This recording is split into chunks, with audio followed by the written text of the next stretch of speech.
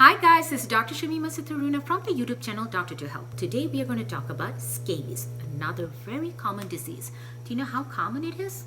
More than 300 million people are affected every year all over the world. It does not matter what gender you are, what race you are, it can occur across all age, all sex, and any races. So, does it have anything to do with hygiene? No. Hygiene has nothing to do with scabies, so anyone can have it. It is very, very contagious, so it's very important we identify early and treat it before it gets to other family members or very close friends. All right, what are the types of scabies? There are two types of scabies. One is the classic scabies, the other one is the crusted scabies. Let's first talk about the classic scabies. Classic scabies is caused by Sarcoptes scabies. It is the more common one that we see. It has less mite burden. This is a mite. Sarcoptes scabies is a mite. It infests on our body, lays eggs, hatches them, and the new mites, when they're hatched, they also cause the disease syndrome. So, how do we recognize them?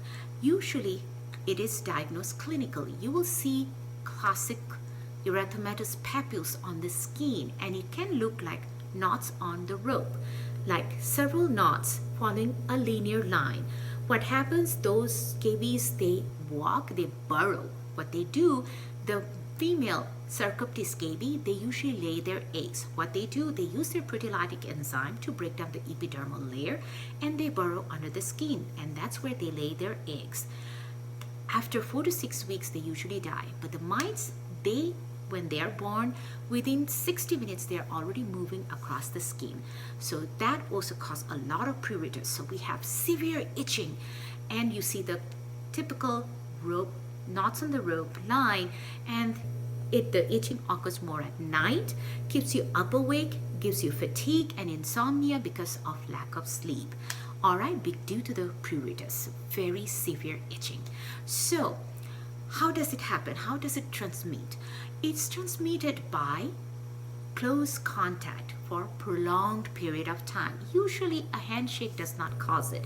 Prolonged close contact, crowded place, and also through fomites. What is fomites?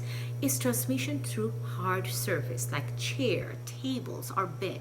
Somebody sat on it, the mites went there, and the Sarcoptes scabies left their mites, and somebody else came and sat there and they caught the mites, and that's how it is spread.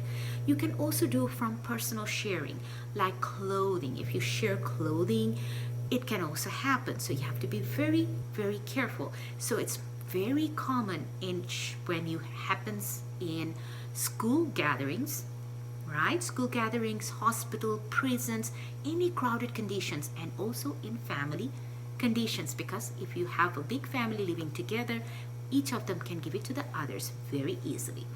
So when you treat it, make sure you're washing all your clothes and you're not sharing your clothes and beddings with anyone else. Otherwise, you are sharing that love. All right? Now, let's talk about crusted scabies. It is caused by the Norwegian scabies. It has a bigger burden of scabies on it. It happens in the hands and feet as well as the scalp.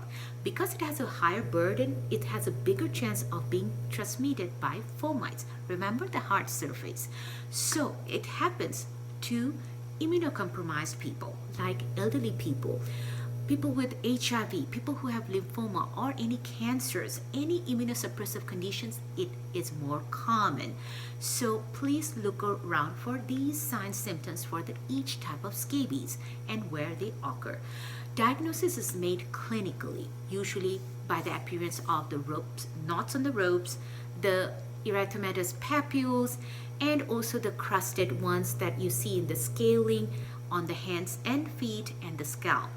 And if that is not enough and it's difficult to treat, you can always confirm by doing skin scraping and watching under the microscope. The other thing you can also do is polymerase chain reaction. How do you treat it? You usually treat it with two different things, permethrin or ivermectin. Permethrin cream, you can put it on, keep it on for 12 hours, wash after, and you can repeat in a week. Ivermectin is a per-oral medication. Please before taking any medication, talk to your doctor, get their advice before you do this. These are strong medications. You want to make sure you don't have any side effects, you don't have any medical conditions that prohibit you from taking them.